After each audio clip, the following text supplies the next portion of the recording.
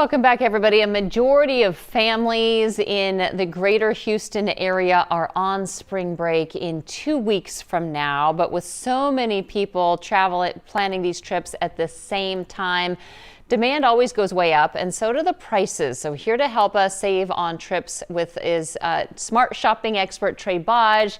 Trey, thank you for joining us this morning.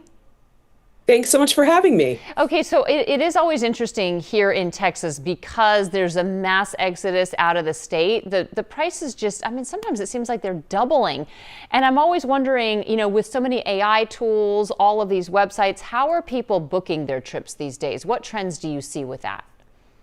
Yeah, this is such a good question because so many people leaving at once, the travel companies, it's kind of really up to them to decide what to charge. And so what we are finding, according to a recent Bread Financial poll, is that almost half of travelers today are using travel agents. And they fell out of favor, as you probably remember, many years ago when the internet came about.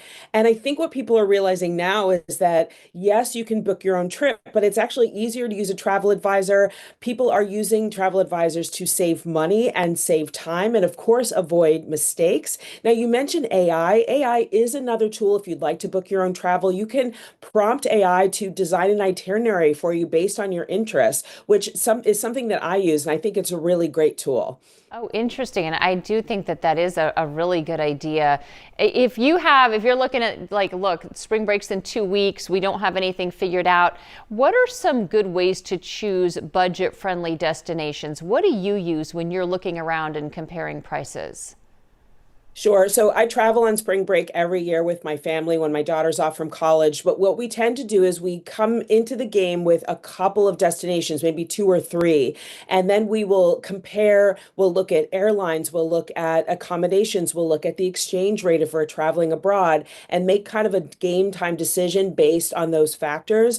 And so that's a really good way to approach it. And then the other thing to do is to avoid those kind of hot spring break destinations like Cancun, like Miami, like New Orleans. If you avoid those areas, you're going to do much better on your price for spring break. Okay, what about accommodations? What are some of your favorite ways to save, whether it's hotels or maybe renting a house of some sort? Yeah, so it pays to be loyal if you're going to stay at a hotel. For example, if you're a World of Hyatt member, they have a new promotion called their bonus journeys, and you can earn 3,000 bonus points for 3 eligible nights at over 1,400 locations around the world. And you can earn even more points if you're staying at a Hyatt Place or Hyatt Select. So that's a really good thing to look at. Look at that favorite hotel that you have, use those loyalty memberships, and then I like the strategy too because you can bank those points and then save them for your next destination. Now, the other idea that I like is if you're traveling, especially with a large group, look at a vacation rental because that way you can all stay in the same place. You can use a kitchen so you're not eating out meals every day. So that may be a good solution as well.